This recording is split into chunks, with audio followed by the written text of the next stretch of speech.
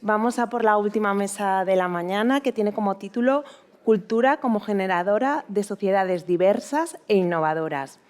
Una charla en la que pretendemos situar la cultura como potenciadora de procesos emancipatorios y de transformación social. Procesos que pasan por situar la cultura como esa línea transversal que impregna otros sectores y disciplinas. Y también en la que nosotras y nosotros, los gestores y gestoras culturales, somos los profesionales que tenemos la capacidad, pero también la responsabilidad de mantener una escucha activa y abrir diálogo con comunidades diversas para que todas las personas puedan relacionarse desde un lenguaje cultural y puedan participar en la construcción cultural. Para hablar de estos temas tenemos a Adriana Moscoso, Almudena Heredero, José Luis Galeana y Lucía Vázquez. Vamos a empezar con Adriana. Adriana es licenciada en Derecho por la Universidad Autónoma de Madrid y Master of Law por la Universidad de Columbia. Entre 1998 y 2018 ocupó diferentes puestos de dirección en relación a asuntos jurídicos y entre 2018 y 2020 fue directora general de Industrias Culturales y Cooperación del Ministerio de Cultura y Deporte. Desde febrero de 2020 ocupa el cargo de Directora General de Industrias Culturales, Propiedad Intelectual y Cooperación en el Ministerio de Cultura y Deporte. Cuando quieras. Muchas gracias. Buenas tardes a todas y a todos. Lo primero... Al micro. Sí, perdón. ¿Hay que enchufarlo? Vale, está enchufado. Está enchufado, ¿no? ¿Hola? Sí. Sí, ¿no? ¿Me oís? Ahora sí. Quería lo primero, bueno, saludaros, por supuesto, y dar las gracias a la organización de esta sexta edición de esta Conferencia Estatal de la Cultura por la invitación y también la enhorabuena por haber llegado hasta aquí y en particular a Ana, a su organizadora. Muchísimas felicidades. Yo creo que es un evento importantísimo y que ya forma parte de la agenda de la gestión cultural de nuestro país de manera completamente inevitable, digamos. Bueno, yo quiero contaros qué es lo que estamos haciendo desde el Ministerio de Cultura y Deporte para trabajar en estas líneas. Y se ha hablado mucho en la mesa anterior, yo no pude estar allí en la conferencia inaugural, pero desde luego, bueno, no cabe duda para todos los que estamos aquí que la cultura es un vector de transformación social por toda la carga simbólica y la carga transformadora y crítica que lleva y también de entender el pasado y de hacernos proyectarnos también en el futuro, ¿no? Nos gusta decir también un poco en el equipo del Ministerio que estamos trabajando en estas cosas que, bueno, de la misma manera que los ecosistemas biológicos más diversos son los más resilientes y adaptativos, también un sector cultural diverso, rico, complejo, innovador, pues será el que nos permita también abordar con mayor capacidad todos los retos que como sociedad tenemos en este momento. A mí me había parecido interesante poderos explicar en torno a 4 líneas cuáles son esas actividades, esas políticas que estamos desarrollando en el Ministerio. Por un lado, todo lo que tiene que ver con la diversidad desde el territorio o en el territorio.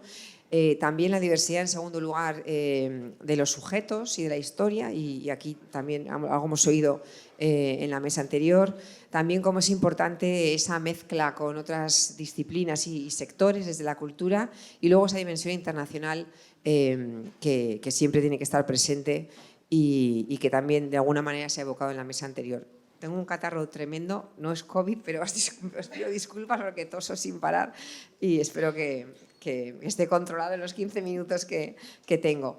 Bueno, con respecto a la parte de diversidad en el territorio, nosotros tenemos clarísimo que la cultura es un eje vertebrador, dinamizador del territorio, que es también ese territorio el sustrato a partir del cual se protege y se alimenta la diversidad cultural. Trabajamos en una línea que muchos conocéis porque muchos habéis contribuido a hacerla crecer, que es el programa Cultura y Ruralidades.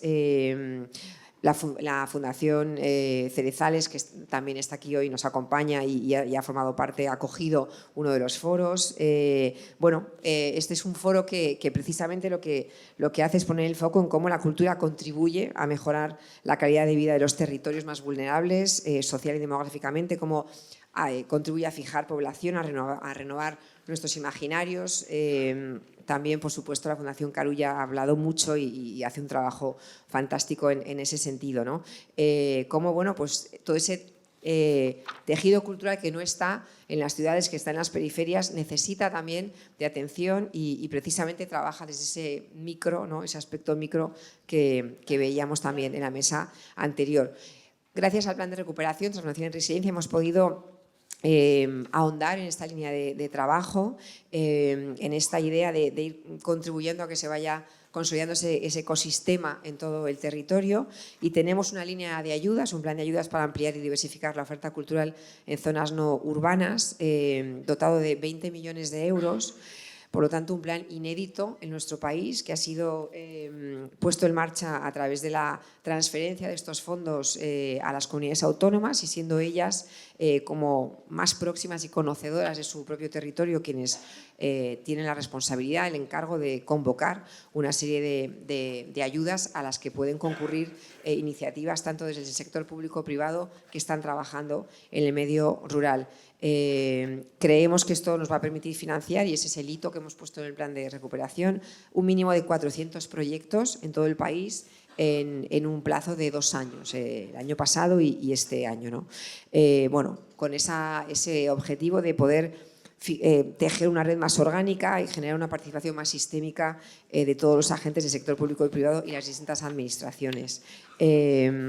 También con ese espíritu y ese objetivo de que la acción cultural tenga una mucho mayor implantación territorial que la que ha tenido hasta ahora.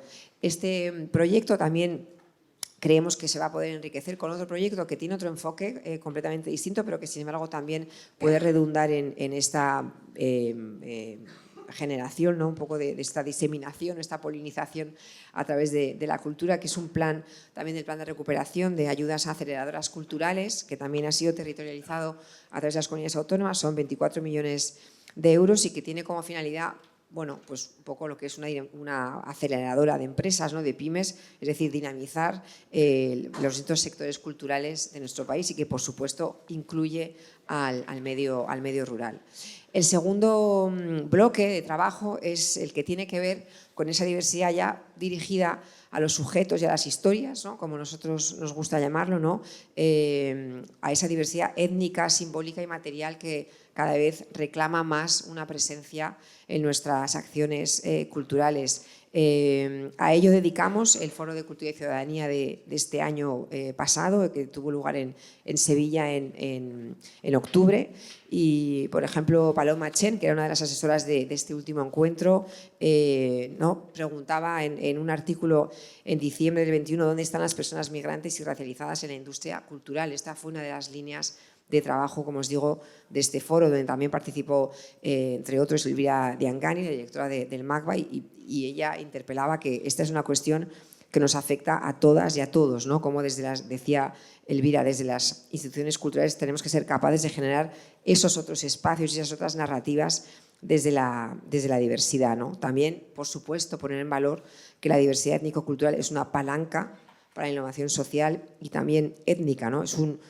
Por ejemplo, hay estudios que muestran que las sociedades multiétnicas generan más patentes y, bueno, esta diversidad y esta riqueza en el ámbito de la generación de patentes, por supuesto, es trasladable al sector de la cultura. Por supuesto, esta diversidad se tiene que trasladar a lo que son las producciones, las programaciones, los contenidos, pero también creemos que es fundamental que empape las estructuras de las instituciones, ¿no? y el acceso a los propios espacios de enunciación. Así que, bueno, la cultura, sus instituciones y los agentes tienen la capacidad, además de incidir en el debate público, por supuesto, ampliarlo, elevarlo y en ese sentido, desde esa diversidad, humana que tenemos que reforzar a nivel institucional y programático, también estaremos contribuyendo a, por supuesto, una sociedad muchísimo más tolerante, más inclusiva y que tenga mejores herramientas y mayores para, una vez más, atender a esos retos que como sociedad se nos plantean, ¿no? El tercer bloque sería lo que llamamos la hibridación con otras disciplinas y otros sectores, ¿no? Creemos que hay que seguir profundizando en la proyección multi y transdisciplinar de la cultura bajo esos principios de sostenibilidad que también han salido a colación, porque precisamente ahí es donde se produce la innovación, donde se producen esas disrupciones, precisamente es donde está el potencial, ¿no? Que el trabajo de la cultura tiene cada vez más que ver con las articulaciones, con la articulación con otros sectores, con otros saberes, con otras formas de conocimiento, como también la cultura es un espacio que propicia el diálogo, ¿no? La convergencia, la experimentación en otros ámbitos. Como también hay soluciones que pueden darse en el contexto de la transición ecosocial, la hibridación del pensamiento, en donde la cultura tiene cada vez un papel más importante.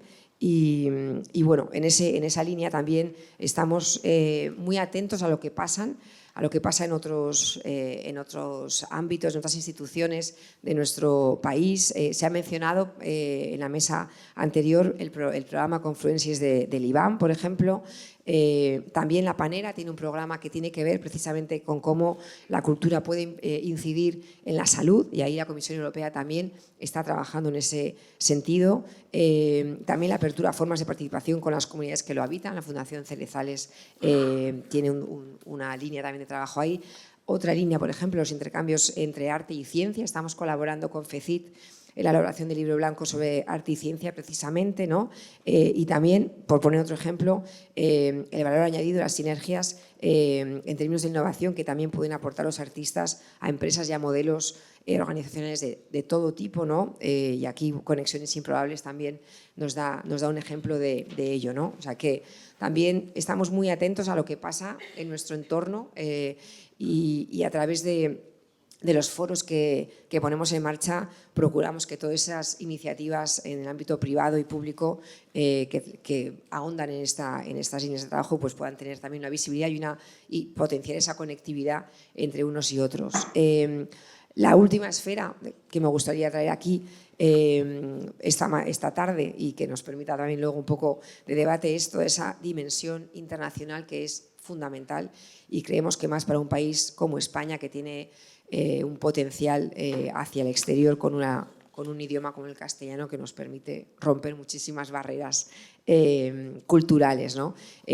Aquí me gustaría recordar que también a finales del año pasado se celebró Mondiacult en México, la mayor conferencia mundial dedicada a la cultura en los últimos 40 años, en la que participaron 150 estados. Por supuesto, estuvimos ahí, el Ministerio de Cultura y Deporte, y allí se afirmó que el valor de la cultura es un bien público mundial y se apoyó esa diversidad y ese pluralismo cultural. Estamos, por lo tanto, trabajando en esa línea de reforzar los lazos bilaterales y multilaterales para que realmente la cultura deba de ocupar de una vez por todas esa posición, como comentábamos, ¿no? de bien estratégico a nivel social y a nivel de políticas internacionales. Hay ejemplos, por ejemplo, el programa Cultura del programa Europa Creativa en su nueva fase desde 2021, al igual que otros programas europeos, ha implementado como prioridades transversales que deben de ser abordadas por todos los proyectos la inclusión, la diversidad, junto a la sostenibilidad medioambiental, la lucha contra el cambio climático y la igualdad de género. Por lo tanto, se trata ya de un principio transversal como también, ¿no? Repito, ¿no? esa cultura como una herramienta fundamental para ese refuerzo de unas comunidades cohesionadas y más integradas, ¿no? Y que puedan, como comentaba antes, pues darnos mayores y mejores respuestas a retos como, por ejemplo, de la migración y la integración. Y bueno, una vez ya un poco con eso terminaría, no olvidemos tampoco que la gestión cultural, y creo que este es el foro importante y idóneo para ello, es un espacio, desde luego, también para la innovación, porque la parte de I+D+, más I+C, es algo que también queremos poner mucho en valor, es decir, la cultura también, por supuesto, es un principal vector de innovación a través del cual podemos progresar en todo lo que nos propongamos. Si te parece, lo dejo aquí un poco. Muy bien. Y luego ya. Sí. Bueno, gracias por esa fotografía en torno a la acción en diversidad que se realiza desde el Ministerio. Vamos ahora con Almudena Heredero. Almudena fue directora durante 12 años de Primavera Pro. Actualmente es directora del Primavera Sound Madrid. Desde 2014 se adjunta a la dirección artística de Jazz Madrid y es directora de producción en diferentes proyectos como las Jornadas de Inclusión Social y Educación en las Artes Escénicas del INAEM o de Madrid es Moda. Es profesora invitada en diferentes másteres de gestión cultural e industria musical y actualmente vicepresidenta de la Asociación de Mujeres de la Industria de la Música. Pienso que sí, sí. Hola. Sí. Bueno, lo primero, agradecer la oportunidad de sentarme delante de un montón de compañeros de trabajo. Hemos coincidido incluso con gente que está aquí delante y es un honor estar aquí y poder contar mi experiencia, que he querido centrar en este caso en un sector que no suele estar muy presente en este tipo de foros, que son los festivales de música, los grandes festivales de música. Es un reto. Es un reto porque es un sector y es un entorno que tiene que mirarse internamente, que tiene que revisar procesos, que tiene que mejorar en muchos aspectos, pero creo que estamos en marcha. Gracias en cuestiones de diversidad y sobre todo de igualdad de género, que es un tema que me toca muy de cerca como vicepresidenta de MIM, gracias al trabajo de asociaciones como MIM, se ha visibilizado un problema bastante serio que había y que sigue habiendo y que además se dio un paso atrás después de la pandemia, que es la igualdad de género en sentido amplio. Así que me pongo el reto de contaros cómo percibimos desde los festivales de música el tema que nos ocupa, es la cultura como fuente de diversidad y de innovación. Los festivales de música son, además de eventos culturales, lugares de encuentro, de ocio y de trabajo, y que tienen un impacto social, ambiental y económico en la región donde se generan, además de ser una plataforma perfecta de comunión con el público, con un público a veces muy amplio, multitudinario. Su relación con la innovación va más allá de lo tecnológico, porque los festivales tienen que consolidarse como entornos socialmente responsables en cuanto a cuestiones esenciales como la sostenibilidad, el respeto al medio ambiente, la igualdad de género, la accesibilidad, la inclusión social, el empleo justo y decente o el impacto positivo para su entorno geográfico. Nada más y nada menos. No quiero decir que esto se haya conseguido hasta ahora, ni muchísimo menos, pero sí creo que existen recursos ya, existen asociaciones como la Asociación de Festivales de Música, que están trabajando al menos para que los festivales de música sean conscientes de cuál es su situación, tengan claro que tienen que trabajar en ello y que puede haber referentes y que hay referentes para empezar a hacer un camino positivo en este ámbito. La pluralidad, la diversidad y la heterogeneidad tienen que cumplirse encima del escenario, pero también detrás del escenario y frente a él. Un cartel paritario que recoja las diferentes realidades y sensibilidades más allá de lo musical tiene también que tener su reflejo entre el personal que trabaja para el festival en todos sus aspectos y entre el público, y no puede estar sujeto de ninguna forma a las convenciones de género. Desde el punto de vista de la igualdad de género, tradicionalmente las mujeres no han estado reflejadas en condiciones de igualdad en los carteles de los festivales. Sin embargo, en los últimos años hay distintos ejemplos de festivales que han trabajado para conseguir esta igualdad de género. La necesidad de transformación de la industria de la música hacia un entorno más igualitario debe ir más allá de los escenarios. No nos podemos quedar en el escaparate de lo que son los festivales. Hay que ahondar en el trabajo y conseguir plantillas igualitarias en los festivales, y cuando hablo de igualdad en los festivales hablo de igualdad en cuanto a la posibilidad de acceder a puestos de decisión en las empresas que gestionan los festivales y acceder a determinadas funciones que habitualmente estaban reservadas para los hombres. Y hablo de puestos de programación y puestos técnicos para los que las mujeres han estado seriamente restringidas hasta ahora. Y, lógicamente, también a la igualdad de salarios. No obstante, empieza a haber cada vez más mujeres que acceden a determinados puestos gracias a la iniciativa privada de muchas mujeres. Hay mujeres emprendedoras en el entorno de festivales, pero también algunos festivales que miran hacia adentro y se dan cuenta de que la forma de conseguir la igualdad global en los carteles también pasa porque las mujeres tomen decisiones en cuanto a su programación. Las celebraciones multitudinarias de ocio y de cultura, lamentablemente, han demostrado que existen actitudes machistas y muchas veces agresiones. No hablo de los festivales exclusivamente, sino de manifestaciones de ocio multitudinarias. En este sentido, muchos festivales han puesto ya en marcha medidas para reducir y erradicar las agresiones o los abusos físicos o verbales. Es importante que haya tolerancia cero con los comportamientos irrespetuosos o que coarten la libertad de las personas en entornos que son para la libertad y el disfrute. Con el objetivo de prevenir y de atender correctamente cualquier tipo de violencia de género o de discriminación, Primavera Sound, por ejemplo, que es el festival para el que trabajo desde hace muchos años, crea en 2019 el protocolo No Badis Normal, que es un plan de acción contra las agresiones y acosos sexuales, contra la transfobia, la homofobia y la lesbofobia. Este protocolo, además, implicó un lema para el público que asistía al festival que se apoderó de él y lo convirtió en una celebración de la libertad y la transgresión en comunidad, y que se ha trasladado también a las ediciones internacionales de Primavera Sound.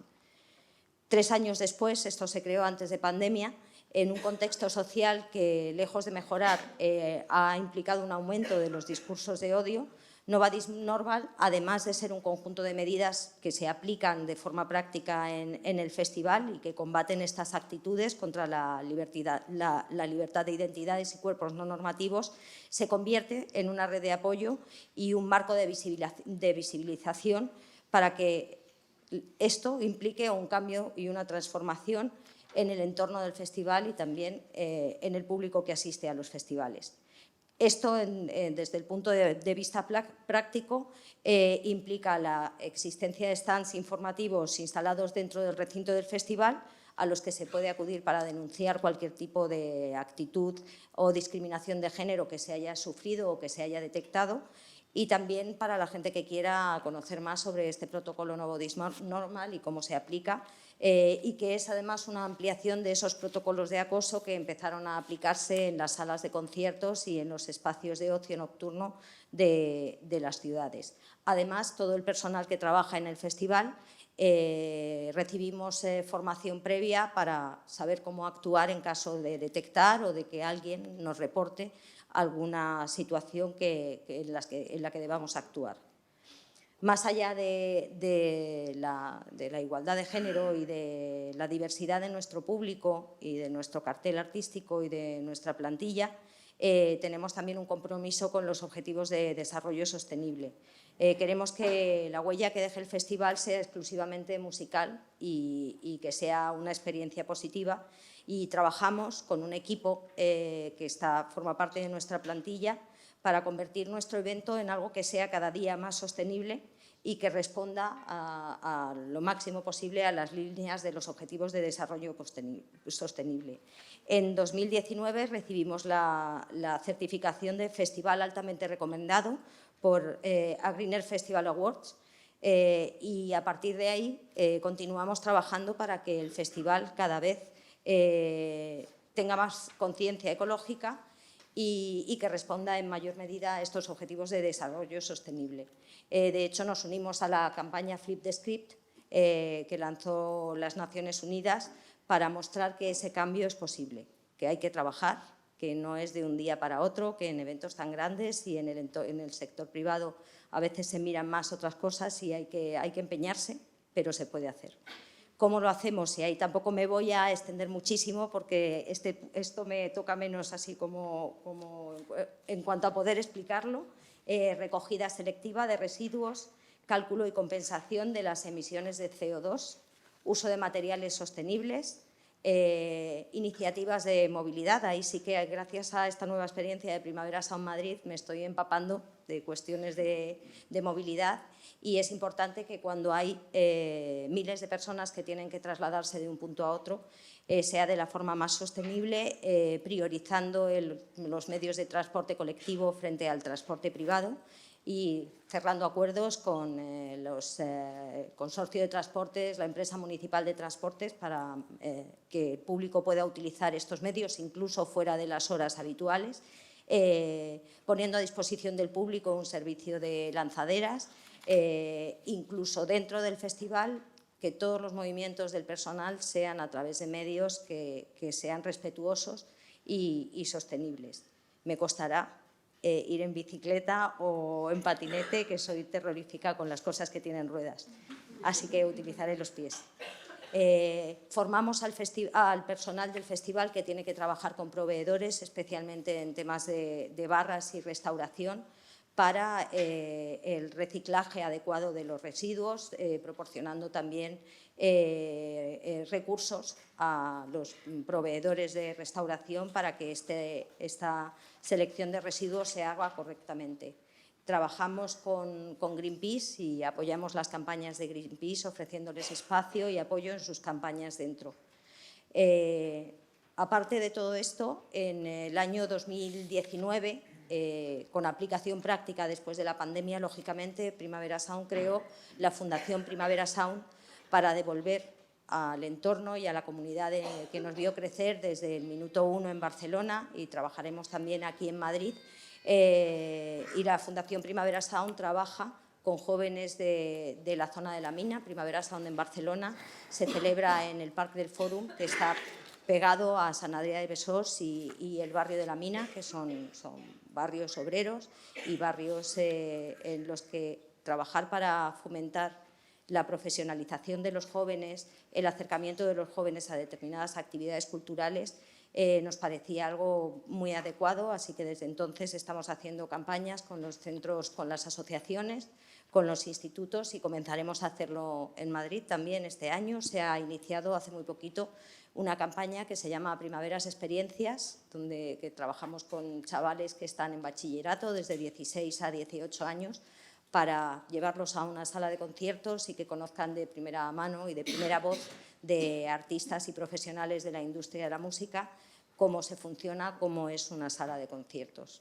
Consideramos que es necesario trabajar en esta línea y seguiremos esforzándonos. No lo habremos conseguido hasta el momento, pero estamos esforzándonos para convertir nuestro festival en algo que vaya más allá de lo que sucede 3 días en el Parque del Fòrum o lo que sucederá 3 días en Arganda del Rey. Muchas gracias.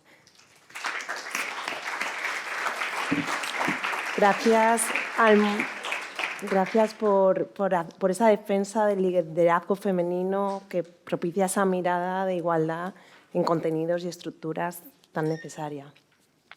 Vamos ahora con José Luis Galeana, que es un profesional polifacético, es saxofonista, compositor, escritor, editor y productor discográfico, diplomado en estudios avanzados y titulado superior en música. Es un profesional destacado en la escena europea de la electroacústica y la improvisación libre, y su catálogo discográfico cuenta con más de 50 trabajos publicados, y sus composiciones han sido interpretadas en importantes festivales internacionales. Es autor de numerosos libros, ensayos y poemarios, y en 2012 funda y dirige la editorial Edit Oralia, Llibres y Publicacions, y el sello discográfico Liken Records.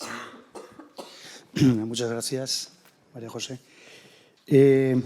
Muchísimas gracias a la Federación Española de Asociaciones de Gestión Cultural por esta invitación. Me encuentro como mi predecesora en la familia, ¿no? entre amigos y amigas con los que hemos recorrido ya muchos kilómetros en esta labor de gestionar la cultura. En mi caso, mucho gestionar la música más que otras disciplinas. Así que, también lo comentábamos antes, estamos casi al final de la mañana, se han barajado y trabajado muchos conceptos, se ha reflexionado. Pido disculpas si voy a repetirme en algunos de ellos. Saldrá mucho la música, la historia y el arte, la cultura, saldrán los conceptos de proporción y equilibrio, las audiencias, los públicos. Un poco eso serían las palabras claves de mi intervención, que además le he puesto título. No sé si es un poco pretencioso, pero la cultura como compromiso con su tiempo histórico y con las futuras generaciones. Decía el filólogo, historiador y escritor valenciano Manuel Sánchez Warner que un poble no significa en el concert històric ni menys ni més que allò que representa la seva cultura. Apoyar, fomentar, investigar, recuperar, enseñar, estudiar, analizar y difundir la cultura propia es la obligación de una sociedad con una inequívoca voluntad de compromiso histórico con su tiempo y con las futuras generaciones, pero también la necesidad ineludible de integrar los fenómenos artísticos y culturales en su contexto histórico, social y geográfico, considerándolos en relación a sus orígenes y en relación a sus posibilidades de proyección en el futuro. Desafortunadamente, esta no es una práctica habitual, casi siempre por razones ideológicas de los partidos que gobiernan y por una mala gestión cultural, profundizando así en el rechazo de toda historicidad, con la consiguiente rotura de la memoria histórica y también en la descontextualización del hecho artístico, así como dejarse invadir por las culturas foráneas dominantes sin ninguna oposición. Esta descontextualización, rotura y degradación han sido seguramente más profundas en el ámbito de algunas disciplinas artísticas que en otras, como es el caso de la música, manifestación artística que sin duda más identifica y define la cultura del pueblo valenciano. Si me permiten que aproveche este foro para, porque ya que nos encontramos en Valencia, hablemos de uno de los grandes valores de la cultura valenciana, que es la música. La complejidad, la diversidad, la multiplicidad, transversalidad, innovación y sostenibilidad del fenómeno artístico musical en todo el territorio valenciano necesita, como siempre, de mucha más atención, y no solo por parte de las instituciones, obviamente, sino también por los medios de comunicación. Hay que defender y potenciar la participación y el acceso de toda la ciudadanía a todas las músicas hechas y escuchadas en el territorio valenciano, hablar e informar de ellas, porque todas las músicas, en definitiva, son cultura y somos también aquello que escuchamos, leemos o miramos. Otro tema que me gustaría hablar es de ese gran debate de conciliar la exigencia de democracia, es decir, accesibilidad, diversidad y sostenibilidad, con la exigencia de excelencia, es decir, innovación, compromiso y responsabilidad, que tiene que estar siempre como la máxima prioridad en la gestión cultural y con esa búsqueda también siempre necesaria y deseable de proporcionalidad y equilibrio.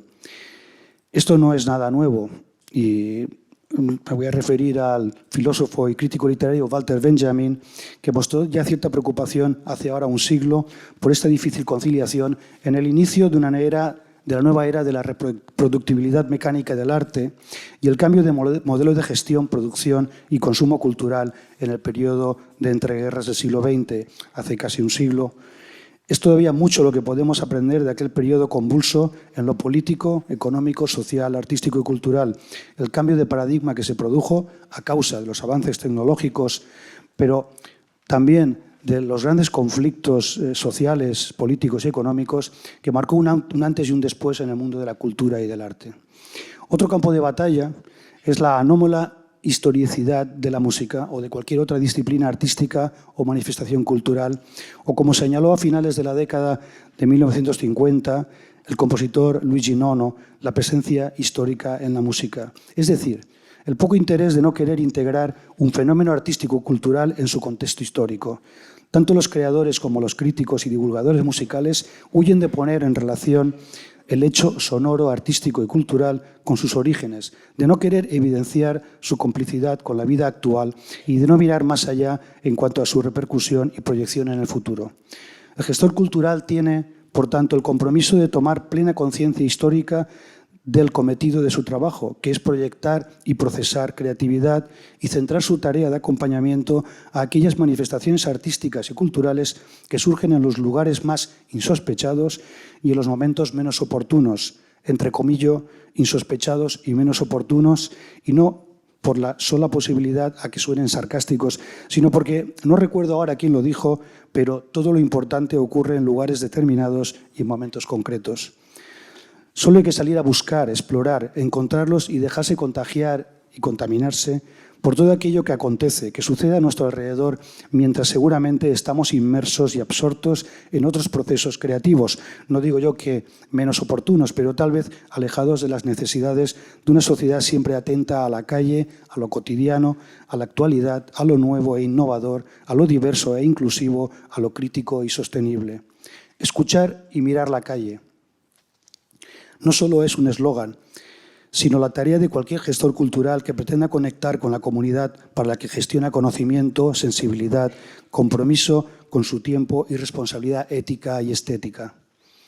A veces también olvidamos que cada toma de decisión en el arte y en la cultura es un posicionamiento ético y estético frente a, abro puntos suspensivos, que cada uno se haga su lista, de que el arte y la cultura han estado siempre íntimamente ligados al compromiso político y social, de que cualquier manifestación cultural representa la perfecta conjugación de pensamiento y praxis y de que al final toda creación musical, teatral, visual, de danza, circo, literaria, cinematográfica, etc., constituye un acto de comunicación o de afecto reforzado y aupado a la necesidad de expresarse en absoluta libertad. Sin afectos no hay conceptos, nos dice el filósofo Ángel Gabilondo. Aunque en cierta medida, sigue, sin conceptos se resienten los afectos. Y de ello no se desprende que otros hayan de ser embridados, por lo que Nietzsche denomina la necrópolis de las intuiciones, que serían la única posibilidad de captar la vida. La intuición, siempre, siempre la intuición. Esa inteligencia a alta velocidad, esa percepción sensible, íntima e instantánea que nos protege y nos hace sentir más vivos, mejor observadores y muy creativos. Cambiando de tema, si nos acogemos a los códigos de buenas prácticas en la cultura que han proliferado en los últimos tiempos, fundamentados todos ellos en los compromisos de las agendas 2021 y ahora 2030, inspirados a su vez en la Declaración Universal de los Derechos Humanos, la cultura tiene que ser expresión de dignidad democrática, de convivencia, de crecimiento colectivo, de aprendizaje, de integración y pluralidad y de participación ciudadana, así como de constituirse en imprescindible punto de encuentro. La gestión cultural, por tanto, ha de aplicar máximo rigor ético y artístico, racionalidad en el gasto y conocer de primera mano cuáles son las necesidades culturales reales. En ese sentido, la proporcionalidad, como ya he apuntado antes, será la norma fundamental para la cual toda gestión cultural habrá de regirse. Y apunto algunos ítems. Proporción entre el patrimonio artístico, cultural, histórico y la nueva creación. La difusión de los nuevos procesos creativos artísticos han de contar con los mismos presupuestos y apoyos de los que goza la cultura del museo y de programar y gestionar buscando equilibrios entre los repertorios artísticos, históricos y las nuevas propuestas. No solo de pan vive el hombre. Proporción entre manifestaciones artístico-culturales foráneas y autóctonas. En ese sentido, es prioritaria la defensa de una cultura propia y no voy a hablar de excepcionalidades culturales, solo de proporción. Esto me recuerda a aquella sentencia que dice que el sant de més lluny fa més miracles. El santo, cuando más lejos es, hace más milagros. O aquel de que ninguno es profeta en su pueblo. Proporción entre producción propia y ajena. Esta es una paradoja que se da bastante a menudo, la de construir grandes contenedores culturales o poner en pie festivales y programarlos casi exclusivamente de producciones importadas, ajenas, y en la mayoría de ocasiones absolutamente descontextualizadas. Ya sabemos que la globalización lo puede todo, pero también sabemos que hay que actuar localmente. Proporción entre estilos y géneros diferentes en cualquier ámbito artístico y cultural. En este caso, también podríamos echar mano de la misma sentencia de San Mateo, no solo de pan vive el hombre. Proporción entre el mundo amateur y el profesional y auspiciar su hibridación, su colaboración. Proporción entre la inversión pública y la privada, un tema que se ha abordado también esta mañana.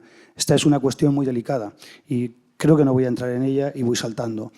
Proporción y equilibrio entre los diversos eslabones que constituyen la cadena de valor de la industria cultural, como son la creación, la producción, la comercialización, la exhibición y la evaluación de toda actividad artística y cultural desarrollada. Solo ahondando en esta búsqueda de rigor y compromiso, pluralidad y diversidad, innovación y sostenibilidad, equilibrio y proporción, seremos capaces de construir y de disfrutar de un imaginario artístico, cultural, colectivo, propio y situarlo en el mapa internacional de la cultura. No voy a hablar tampoco de los recursos económicos que son limitados, porque también se ha hablado esta mañana, Raúl lo ha explicado muy bien. Vamos encadenando una crisis tras otra, pero bueno, eso ha sido siempre así. Vamos siempre de crisis en crisis y en el medio nos entretenemos, ¿no? Así que no hablemos más o no profundicemos más en este tema. No quisiera finalizar mi intervención sin dedicar un espacio a las audiencias y públicos y que nos conecta directamente con el tema de esta mesa redonda, cómo crear sociedades diversas e innovadoras, que seguramente lo son, ya lo son. Y esto me recuerda a aquella preocupación manifestada por Bertolt Brecht en 1932. El hombre que tiene algo que decir se desespera por no encontrar audiencia, pero todavía es más desolador para la audiencia no encontrar nadie que tenga algo que decirles. En ese sentido, y desde mi praxis cotidiana como músico, escritor, editor, también gestor, ahora mucho más en una autogestión, mirar y analizar los públicos desde los escenarios, escucharlos y mirarlos como ellos nos escuchan y nos miran, averiguar qué quieren de nosotros, qué esperan de nuestros procesos creativos y propuestas escénicas y performativas, saber qué hacen allí, qué quieren, qué necesitan y por qué asisten a nuestros conciertos y acciones artísticas. Este puede ser un buen comienzo para situarnos convenientemente en el centro del debate de los públicos y de las audiencias en la cultura y en el entretenimiento. Un debate tal vez gastado y sobredimensionado en los últimos años con multitud de estudios de cariz economicista, sociológico y de puro y duro marketing. Los artistas, pero también los programadores, gestores culturales y políticos tienen que pensar en las audiencias y en los públicos y no caer en el solipsismo, porque el público piensa y sanciona. Los públicos son creativos, tienen necesidades, hablan entre ellos, se comunican, intercambian experiencias y emociones y manifiestan sus opiniones y críticas abiertamente. Los públicos no son clientes a los que vender productos, tampoco son fríos segmentos poblacionales, ni audiencias amorfas y fácilmente manipulables. Los públicos son personas con criterio artístico y gusto estético y a su vez cuentan con sus propias audiencias y sus propios públicos gracias a las redes sociales. Los públicos ahora más que nunca son prescriptores de primera magnitud. Me salto también el capítulo a la sociedad del espectáculo, a Guy Debord y al situacionismo porque ha sido un tema que ha sobrevolado toda la mañana. ¿Cómo hacer públicos? ¿Cómo llamar la atención de una sociedad totalmente absorta, secuestrada, encavernada y abocada en todo momento a las pantallas de los diferentes dispositivos, viviendo la irrealidad? No pienso que tenga una solución sencilla. La cultura necesita públicos, es un hecho, a pesar de que seguramente vivimos el momento histórico en el cual se dan las más multitudinarias audiencias y se escucha más música que nunca, se viaja más, se visitan más museos que nunca, etc. Esto también es un hecho y el turismo cultural se ha convertido en uno de los negocios lucrativos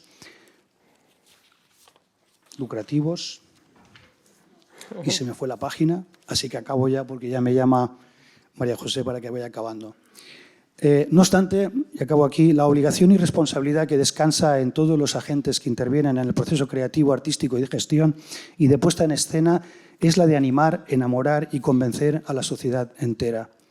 Y acabo con una cita que me gusta muchísimo de Robert Schumann, que dice: la misión del artista es enviar luz a las profundidades del corazón humano. Muchas gracias.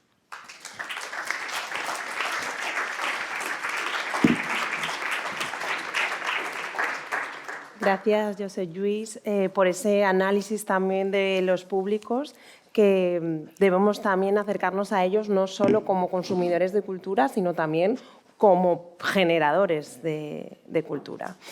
Vamos con la última intervención, Lucía Vázquez. Lucía ha sido comisaria de Educación para Faba y jefa del Departamento de Educación del Museo Picasso de Málaga. Actualmente es coordinadora de Cultura y Desarrollo Sostenible en la Red Española para el Desarrollo Sostenible y, asimismo, diseña, coordina y ejecuta proyectos de formación en ODS para diferentes instituciones como FIBAL, la División de Formación e Investigación de Naciones Unidas o la Red de Centros Culturales de AECIT. Bueno, ser la última antes de comer. Voy a estar 10 minutos, os lo prometo. Me gustaría empezar contando que, aunque yo soy dentro de REDS la persona que lleva cultura y desarrollo sostenible, REDS es una red, la Red Española para el Desarrollo Sostenible, que pertenece a una red global, que es la Red de Soluciones para el Desarrollo Sostenible, un poco trabalenguas, que tiene mandato de la ONU para aterrizar en los diferentes países la Agenda 2030.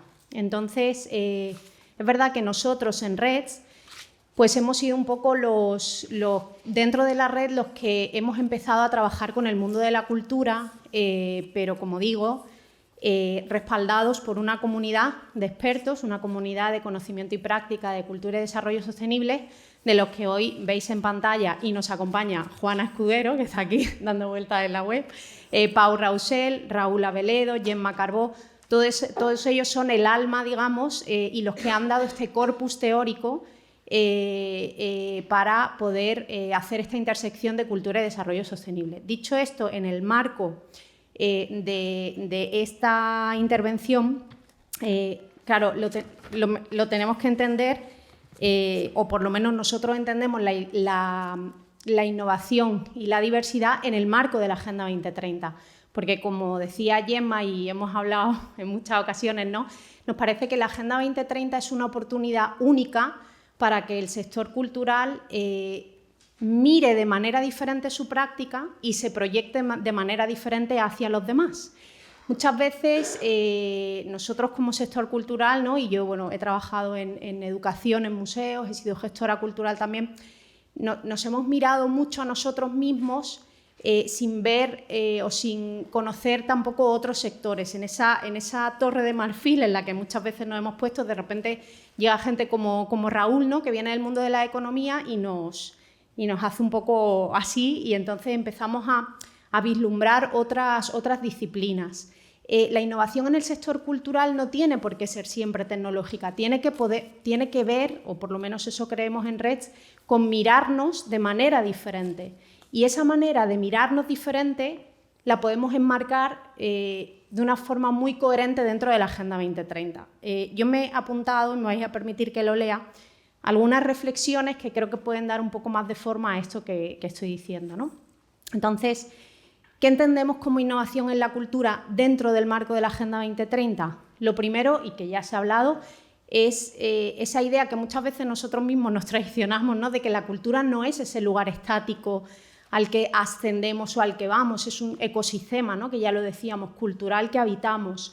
Y ese ecosistema que nos da una identidad, ¿no?, es global, lo habitamos de manera simultánea, es local, es regional y es global, ¿no? Y entonces habitamos de manera simultánea o paralela, como si fuesen distintos universos, esos tres, si queréis, ecosistemas culturales, que tienen valores, que tienen un patrimonio material, que tienen un patrimonio inmaterial y que tienen también educación, ¿no?, que tienen muchos otros elementos, que es lo que bueno, en la comunidad, ¿no?, en nuestro grupo de expertos hemos definido como este ecosistema o como este sistema cultural. Entonces, en el marco de la Agenda 2030, de su hoja de ruta, que son los ODS, esa innovación que brinda, o esa oportunidad que brinda de innovar, como digo, es interna, pero también es externa. Es una innovación que internamente nos permite una nueva manera de ver y entender el mundo, ajustándonos a las demandas del contexto actual, ¿no?, que creo que lo estábamos hablando antes, de cómo de repente tenemos que ser un poco hombres y mujeres orquesta, que tenemos que saber de muchísimas cosas, ¿no? Estamos diciendo, un museo tiene que ser inclusivo, tiene que ser accesible, tiene que ser sostenible, o sea, tiene que ser todo, ¿no? Entonces, pero nos tenemos que convertir en esos espacios en los que todos los debates que se están produciendo en la sociedad, que tienen que ver con la emergencia climática, que tienen que ver con el desapego a esa emergencia climática, tienen que poder entrar en los espacios culturales, porque los espacios culturales se pueden convertir en esos espacios de reflexión y de debate en torno a estos temas. ¿Por qué no va a hablar un museo de arte de cambio climático? ¿Por qué no va a incluir en su discurso expositivo aspectos científicos? ¿Por qué no va a incluir el último informe del panel intergubernamental, ¿no? Luego, además nos permiten repensar esa relación que hablaba José Luis de las audiencias, con las audiencias, pero también nos permiten acercarnos a ellas de manera diferente y mirarlas de forma diferente. Ya no son audiencias que solamente van a venir a nuestro espectáculo o van a ir a un festival de música a escuchar, tú le estás dando más. Tú estás mirando esa audiencia desde un enfoque de género, de un enfoque de sostenibilidad, de un enfoque completamente diferente que también es innovación.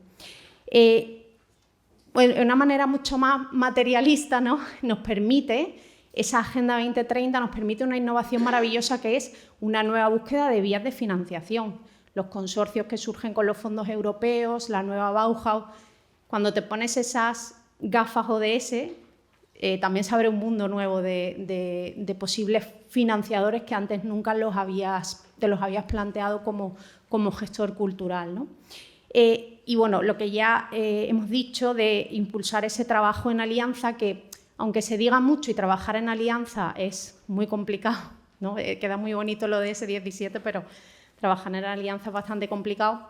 Pero de repente cuando como gestor cultural te sientas con un ambientólogo, un científico, un biólogo, tu mundo se amplía y empiezas a entender otras maneras de ver la realidad que puedes incorporar en tu propia práctica cultural. Eso es lo que tiene de bueno las alianzas y los consorcios, no solamente dentro de nuestro propio sector, sino con otros sectores, que es lo que estaba hablando Adriana antes, ¿no? Y externamente, es decir, cara a la sociedad, al resto, a la comunidad, al entorno donde nos movemos, la cultura, además de ese papel transformador que decía también Raúl, o creador de nuevas narrativas, ¿no? Ese espacio en el que te vuelves a plantear quiénes somos como especie, quiénes hemos sido, quiénes queremos ser, cuál es nuestra identidad global, hacia dónde queremos ir.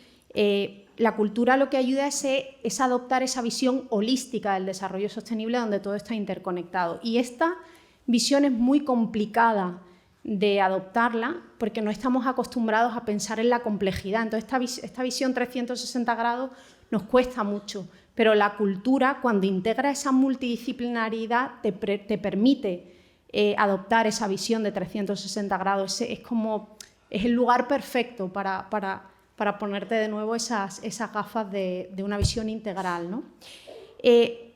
Pasando a la siguiente parte de no solamente innovación, sino cómo impulsar que la cultura sea generadora, ¿no? de sociedades diversas e innovadoras, yo creo que una de las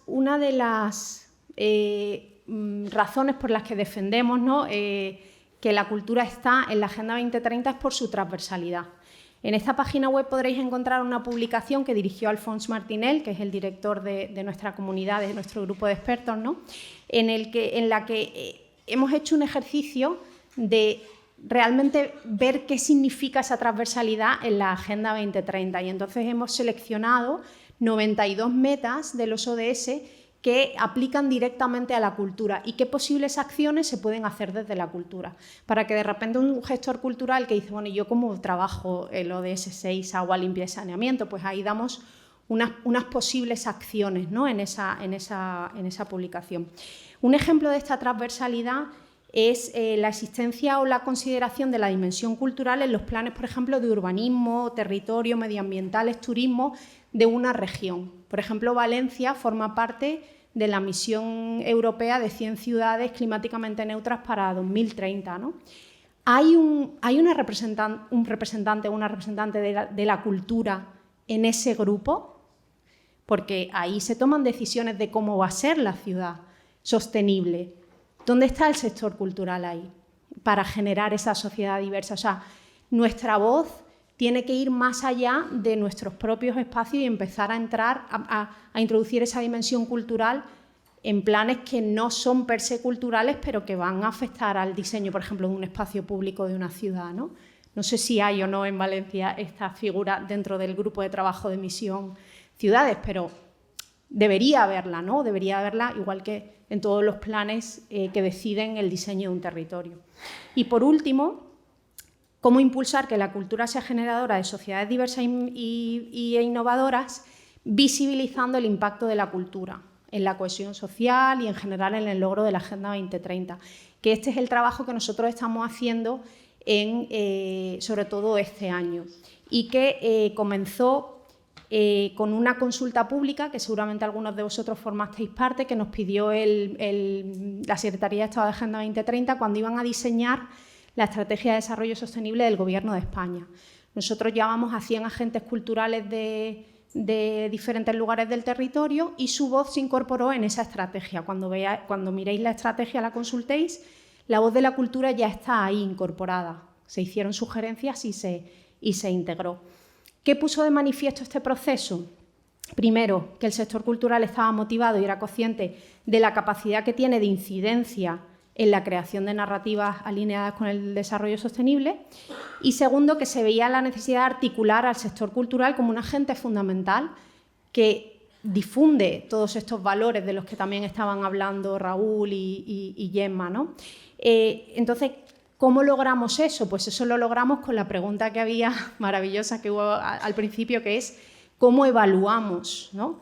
¿Cómo demostramos ese impacto? Y en ese sentido, bueno, pues también aquí encontraréis un recurso, ¿no?, que es una guía metodológica de cómo empezar a evaluar nuestro impacto en términos de Agenda 2030 y ODS, con la idea de que este impacto pueda recogerse y ponerse en común, integrarse dentro del informe de progreso que se presenta a Naciones Unidas por parte de ciudades, de regiones o de gobiernos, ¿no?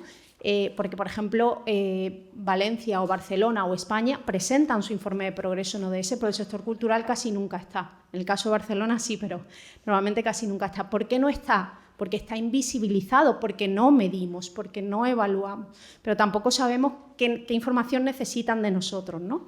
Entonces, ese es el trabajo que nosotros estamos haciendo ahora, que también es un trabajo de innovación. Yo cuando hacíais la pregunta de si existen datos y tal, yo creo que esta es la mayor innovación que necesitamos en el sector cultural, ¿no? Es sistematizar cómo se debe de evaluar, de hacer un seguimiento y demostrar ese impacto que tenemos en temas que a veces son tangibles y otros son intangibles, pero necesitan darle visibilidad, ¿no? Y yo creo que con esto ya termino 5 minutos antes. Gracias. Muy bien, Lucía, gracias.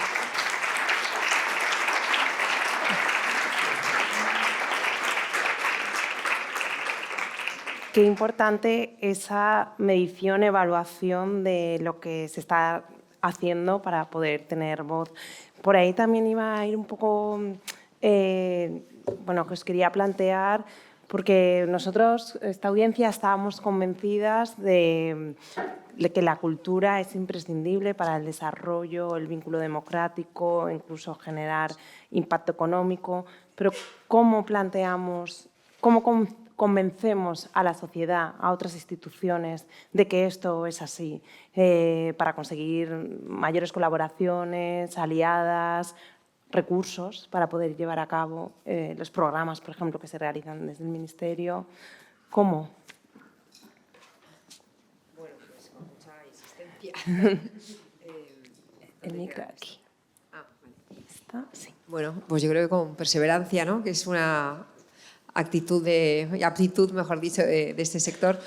Mira, por ejemplo, en el Ministerio hemos conseguido que el Foro de Cultura y Ruralidades esté integrado en la Estrategia Nacional frente al Reto Demográfico, que es una estrategia que se lleva de manera transversal entre, ¿no?, que abarca, digamos, todas las acciones de gobierno y bueno, pues cuando se constituyó consideramos que era muy importante que conociesen la experiencia y el trabajo que se lleva haciendo a través del Foro de Cultura y Ruralidades y bueno, primero la verdad que estuvieron muy sorprendidos porque no tenían ni idea de que esto existía ni de los frutos que llevaba ya dando y ahora está, es una medida, una política que está integrada en la Estrategia Nacional frente al reto demográfico. Yo creo que también ha sido, por ejemplo, muy importante, para mí es un hito, desde luego, el que dentro del Plan de Recuperación, Transformación y Resiliencia del Gobierno de España, que como sabéis, es el plan que va que está implementando los fondos Next Generation de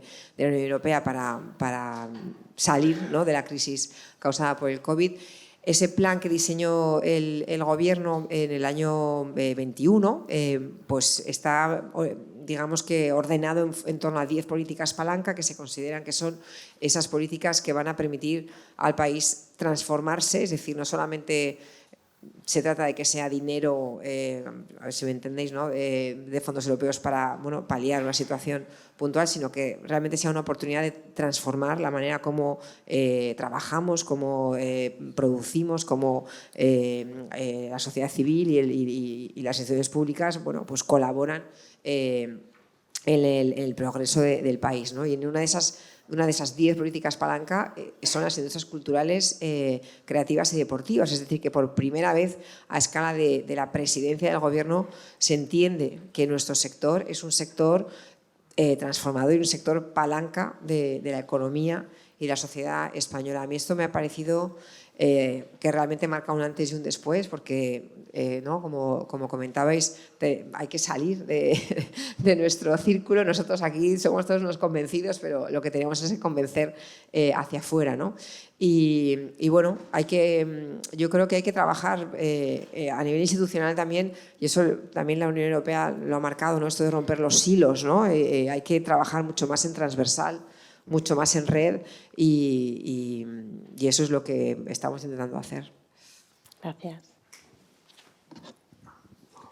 Yo lo de convencer a las instituciones para que sean conscientes de cuestiones que son tan esenciales como las que estamos tratando me resulta extraño. Yo creo que las instituciones son conscientes de todo ello, pero quizá hay una seria desconexión entre las instituciones y la gestión cultural y un profundo desconocimiento por parte de los trabajadores y trabajadoras del sector cultural de qué recursos, y no solo económicos, pueden ofrecer las instituciones más allá de la que más directamente vinculada está contigo. Si inmediatamente pensamos en el Ministerio de Cultura, pero hay muchos más recursos que son muy profundamente desconocidos. Yo creo que sí, quizá debería haber un esfuerzo por parte de las instituciones públicas de visibilizar y conectarse más directamente con el sector para que el sector conozca qué recursos y qué posibilidades y qué opciones hay para trabajar en conjunto en mejorar recursos, en obtener recursos si es necesario.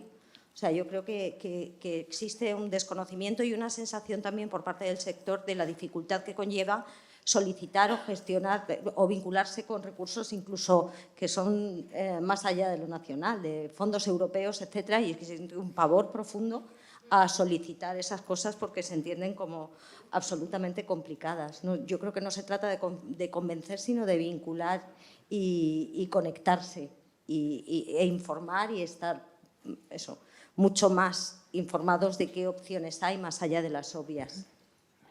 Hay una cosa, me parece totalmente de acuerdo. Creo que también el sector tiene que ser consciente de que es un sector que forma parte de la economía de nuestro país y en todo lo que eso significa. Es decir, que el Ministerio de Cultura, por supuesto, es su ministerio de referencia, pero que no solamente tiene que llamar a las puertas del Ministerio de Cultura, también puede llamar a las puertas del Ministerio de Industria, de Economía, de Trabajo, porque hay muchas cuestiones, lo hemos visto con el Estatuto del Artista, por ejemplo, de Seguridad Social. Es decir, yo creo que como sector hay que hacer un poco de autocrítica, porque hay que tener más conciencia de lo vertebrador que es para la sociedad y para la economía de nuestro país en su conjunto, ¿no? Al Ministerio de Educación, aquí se ha hablado de educación mucho en el panel anterior, es decir, que también hay que hacer un poco de trabajo, ¿no?, de autotrabajo para considerarse muchísimo más relevante y responsable de lo que pasa en tu país, ¿no? No solamente en tu mundo de la cultura.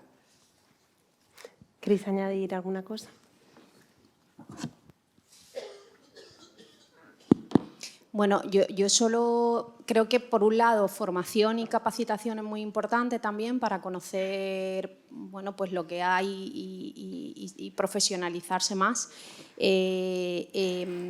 Segundo, que haya un representante de cultura, como dice Adriana, ¿no?, en lugares como el Consejo de Desarrollo Sostenible, hace que la dimensión cultural comience a entrar en órganos de decisión de temas bastante importantes, ¿no? Digo, el Consejo de Desarrollo Sostenible como a nivel regional o local, que haya un representante de cultura en la toma de decisiones de lugares, digamos, ¿no?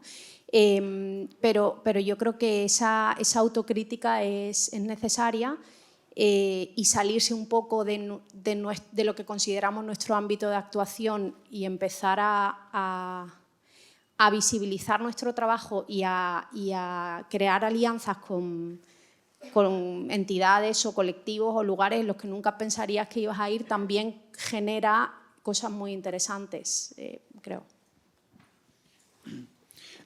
A mí me parece que es una cuestión también de tamaño, ¿no?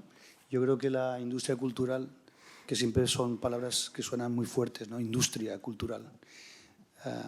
Casi podría ser un oxímoron, no lo sé, sería otro debate. Pero hablar de industria cultural cuando estamos hablando, ya lo decía antes Raúl esta mañana, estamos hablando de autónomos, freelancers, ¿no? Estamos hablando de micropymes en las que trabajan una o dos o tres personas como máximo. Yo lo que encuentro es que la complejidad en este momento impide a muchos profesionales de la gestión y a creadores, artistas, se pone muy cuesta arriba poder interlocutar con la administración a la hora de pedir subvenciones, ayudas o de proponer o de hacer proposiciones de proyectos en los que, digamos, uno piensa que la administración debe de colaborar, ¿no? Porque uno siempre piensa que su proyecto es el mejor, ¿no? Pero el problema es esa ventanilla, ¿no? Esa ventanilla, que ahora es todo digital, con certificado, ya no tienes que ir a las instituciones, se hace a veces muy compleja, muy difícil, y la cantidad de requisitos para muchos profesionales es un imposible, ¿no? Y yo creo que esa es un poco esa puerta fría en la que te encuentras muchas veces cuando salen, y ahora hemos tenido, y hay que decirlo y hay que reconocerlo, hemos tenido ayudas sino a pesar de la pandemia, ¿no? Ha habido ayudas, han habido ERTEs, mucha gente, muchos amigos y amigas han podido acoger a las medidas que el Gobierno ha ido escanciando poco a poco, ¿no? También dentro de esa improvisación que nos imponía la pandemia y sus golpes, ¿no? Pero bueno, sí ha sido un momento transitorio. El día a día es complicado, es complejo, y yo creo que el tamaño lo dice todo, ¿no? Es uno que trabaja solo o que trabaja con otro más o con otra más, dices, bueno, ¿y quién hace esto, no? Si lo que hay que hacer es pensar en proyectar, en gestionar, en llevar a cabo tus propuestas, tus proyectos, luego ¿qué voy a hacer? De 8 a 9 de la noche, más horas de oficina para intentar poder proponer a las administraciones o poder solicitar una ayuda en la que la lista de requerimientos a veces te echa para atrás y dices, no merece la pena, ¿no? Por alusiones, aunque yo creo que, no sé si desvía un poco del tema de la mesa, pero bueno, desde luego que el tamaño importa, porque es mucho más difícil si eres una micropyme que, ¿no?, una empresa con 20 empleados poder acceder a ayudas y demás. Pero bueno, este es un sector que está conformado en un casi 80% por pymes y micropymes, que genera en torno a 700.000 empleos y aporta casi el 3,5%, ¿no?, al PIB del país. O sea que sí, es una industria con sus debilidades y sus fortalezas. Y bueno, yo lo único que puedo decir con respecto al acceso a la información relativa a las ayudas, bueno, pues es verdad que para alguien, justo hablaba con Almudena antes tomando un café, que cuando estás solo o tienes un empleado o dos, pues es que tienes que dedicarte a sacar tu trabajo y muchas veces es muy difícil acceder a ayudas, pero estamos, desde el sector público se está haciendo un trabajo porque eso se facilite, y nosotros, por ejemplo, de hecho, todas las líneas de ayudas que tenemos en mi dirección general y las que hemos sacado nuevas con el plan de recuperación van dirigidas a las pymes del sector, porque el plan de recuperación va muy dirigido a las pymes, desde luego al Ministerio de Cultura completamente. Y hemos hecho webinars para informar sobre cómo presentarte a las líneas de ayudas nuevas, que publicamos en la página web. Tenemos una newsletter a la que te puedes suscribir de Industrias Culturales y ahí tienes toda la información relativa a todas las iniciativas que hacemos. Puedes llamar al Ministerio y consultar sobre detalles concretos de las convocatorias de ayudas mientras están abiertas. Luego es verdad que, claro, al final, bueno, pues los requisitos también son una manera de garantizar la igualdad de oportunidades para todos, ¿no? Y muchas veces eso pues sí que es una barrera de acceso para los más pequeños. Hay que trabajar porque eso cada vez sea menos así. Gracias. Vamos ahora a abrir el turno de preguntas por si hay algún comentario o cuestión.